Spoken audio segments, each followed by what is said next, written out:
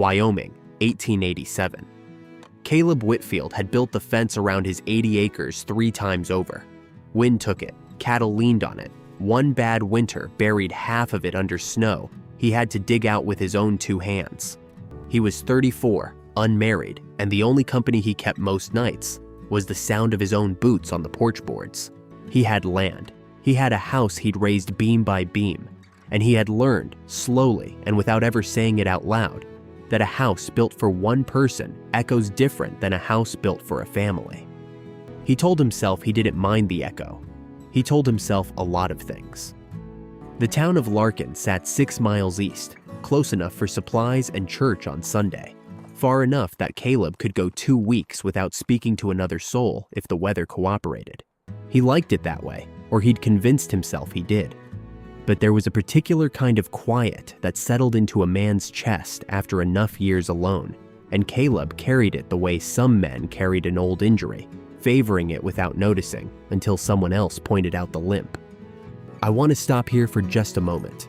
This story has found its way to listeners in Brazil, in Nigeria, in the Philippines, in South Africa, in Mexico, in places I never imagined a quiet Wyoming ranch story would travel. If you're one of them, hearing this for the first time tonight, this channel is still young, and we're just getting started. If a story like this one has found a place in your evening, hit subscribe before you go anywhere. It costs nothing, and it means we get to keep telling stories like this one. Now let's get back, because Caleb was about to meet a woman the whole town had already decided nobody would marry. Her name was Margaret Doyle, and by the time Caleb heard of her, she had already been widowed 9 months. Her husband, Thomas Doyle, had died of a fever that swept through the eastern part of the county the winter before, leaving her a small parcel of land too rocky to farm well, a mortgage payment due every spring at the bank in Larkin, and 3 children under her roof who depended on her for everything. Under Wyoming law in those years, a widow could hold property in her own name, a right many states still denied their women, but holding land and keeping it were 2 different matters entirely. The mortgage had been taken out jointly, and the bank's terms required a co-signer if the balance wasn't cleared by the following spring.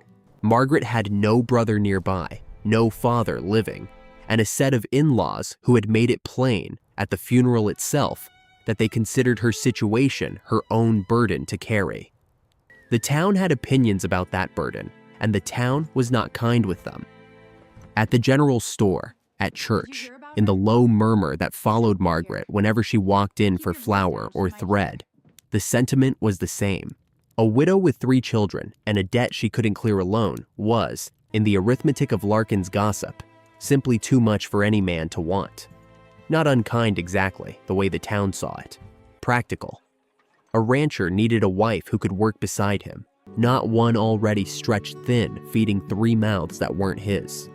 Margaret heard every word of it, even the words nobody said directly to her face. She had learned, in 9 months, how to walk through a room and let the whispers slide off her shoulders like rain off an oilcloth coat. She did not go looking for a husband. She went looking for a way to keep her children fed and her land out of the bank's hands. And if those 2 goals happened to be the same thing that winter, she intended to solve it on her own if she had to. She was solving it slowly. The morning Caleb Whitfield's wagon broke an axle on the road just past her property line. He hadn't meant to stop there. He'd meant to keep driving to town, deliver his load of lumber, and be home by supper. But the axle gave out with a crack loud enough to spook his horse, and there was nothing for it but to walk to the nearest house and ask to borrow tools. The nearest house belonged to Margaret Doyle. She came to the door with flour on her hands and a wariness in her eyes that told him she'd had strangers show up with less honest intentions before. But she lent him the tools without hesitation once he explained himself, and while he worked on the wagon in her yard, she brought him water and they talked. The kind of easy talk that happens between 2 people who aren't trying to impress each other because neither expects anything to come of it. This is the 8th story on this channel, and if stories like this one have kept you company on a long night, consider leaving a comment below just to tell me where you're listening from tonight, or what you're doing while you listen. I like knowing these stories travel to kitchens and porches, and quiet rooms all over the world. Now let's get back to that yard, because Caleb was about to learn something about Margaret that the whole town had somehow missed. What he learned over the 2 hours it took to fix the axle properly was that Margaret Doyle ran her land better than half the men in the county. She'd repaired her own roof that fall. She'd traded labor with a neighbor to get her hay in before the first frost. She kept her late husband's ledgers in a hand so careful and exact that Caleb, glancing at the open book on her kitchen table, mistook it at first for a man's writing. She was not a woman drowning. She was a woman treading water alone in a current the whole town had decided was too strong for her, and doing it anyway. He came back the following week with no excuse at all, just a jar of honey from his own hives, and an offer to help repair a section of fence line that had come loose along her property. She accepted, cautiously, and told him plainly that she wasn't looking for charity or for anything else a man might be offering under the cover of neighborly help. He told her, just as plainly, that he wasn't offering either. He was offering an afternoon of fence work, nothing more. It was, of course, more than that, though neither of them said so for weeks. The bank's deadline arrived at the start of spring, the way deadlines do, indifferent to how much a person has grown in the meantime. Elias Prescott, the loan officer at the Larkin bank, called Margaret in to inform her that without a co-signer or a lump payment she could not produce, the bank would begin foreclosure proceedings on the land by summer. He was not cruel about it. He simply recited the terms the way a man recites something he has said many times before, as though her particular grief and her particular children were interchangeable with every other unpaid note on his desk. Margaret walked out of that bank with her spine straight and her hands shaking, and she did not cry until she was 3 miles down the road, alone, where no one from town could see her do it. Caleb heard about the foreclosure notice from the blacksmith 2 days later, the way news traveled fastest through the places men gathered, rather than the places women did. He didn't think about it the way a cautious man thinks about a decision. He hitched his wagon, rode to Margaret's place, and told her, standing in her yard with his hat in his hands, that he intended to co-sign the note himself. She refused him flatly. She told him she would not let a man take on her debt out of pity, that she had survived 9 months on her own and would survive whatever came next the same way. He told her it wasn't pity. He told her that in 6 months of knowing her, he had watched her manage a farm, a ledger, and a household with more steadiness than most men he'd worked cattle beside for years, and that what he was offering wasn't charity. It was a partnership he'd like to make permanent if she'd have him. It was, by any honest account, a strange kind of proposal, offered in a dusty yard with an unfinished fence between them. But Margaret had learned that year not to trust the world's idea of what a proper courtship was supposed to look like. She asked him if he understood what he was taking on, the debt, the land, the responsibility of a household already 3 people deep before he ever entered it. He told her he understood exactly what he was taking on, and that he wanted all of it, not despite what it cost him, but because a house that had echoed empty for years finally had a reason not to. News of the arrangement reached Larkin within the week, and the town, true to its nature, did not keep its opinions quiet. At the general store, the consensus formed fast and settled hard. No sensible man volunteered for another family's debt and another family's mouths to feed unless he had more sentiment than sense. Elias Prescott himself, when Caleb came to co-sign the note, asked him twice whether he understood the full weight of what he was agreeing to, as though a man might have wandered into the bank by accident and signed the wrong document. Caleb signed it anyway, in full view of the loan officer's doubt, and told him the arithmetic the town kept doing wrong wasn't his to correct out loud. He knew what he was choosing. He'd chosen it the day he watched Margaret balance a ledger better than most bankers he'd met. There was one more obstacle waiting before the note was fully settled, and it came from a direction Caleb hadn't expected. Thomas Doyle's older brother, Judd, rode in from the eastern county 2 weeks after news of the co-signing reached him, arguing that family land belonging to Thomas should have passed to Doyle blood, not to a stranger who'd known the widow less than a year. He stood in Margaret's yard, the same yard where Caleb had once fixed a wagon axle, and said plainly that he doubted any man's motives who'd take on another man's debt and another man's household without expecting something in return. Margaret answered him herself before Caleb had the chance to.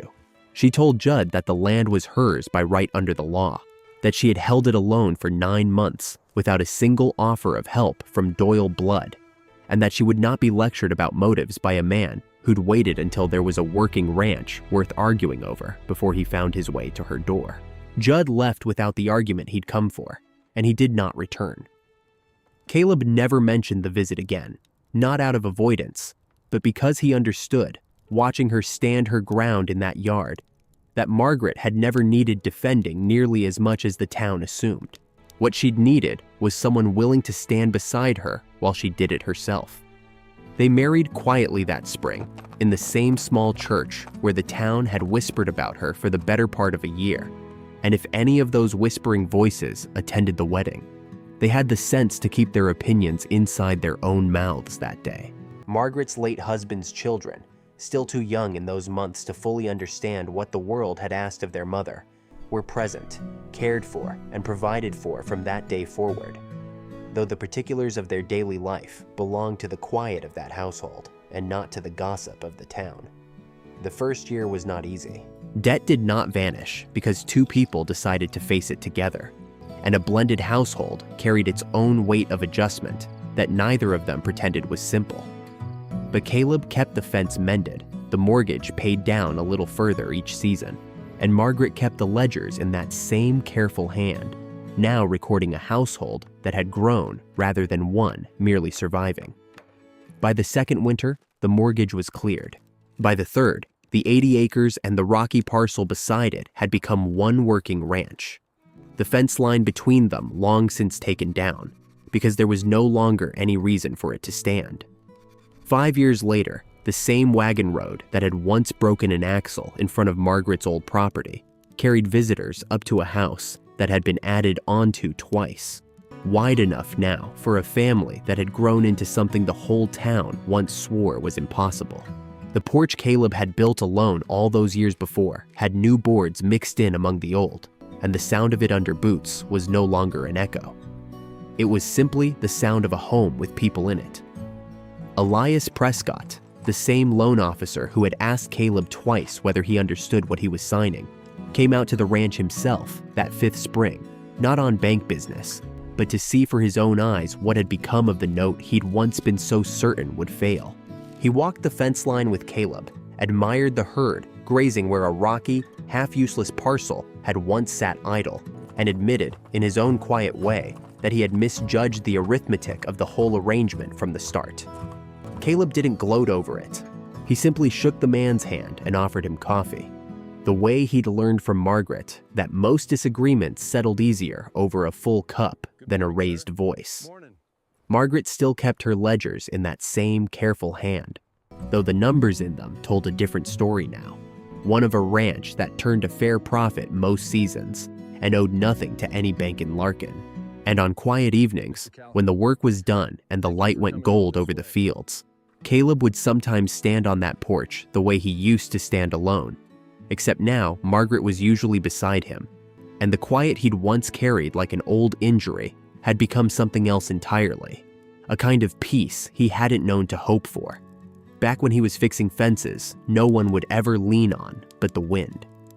The town of Larkin, for its part, never did formally admit it had been wrong about what a man ought to want.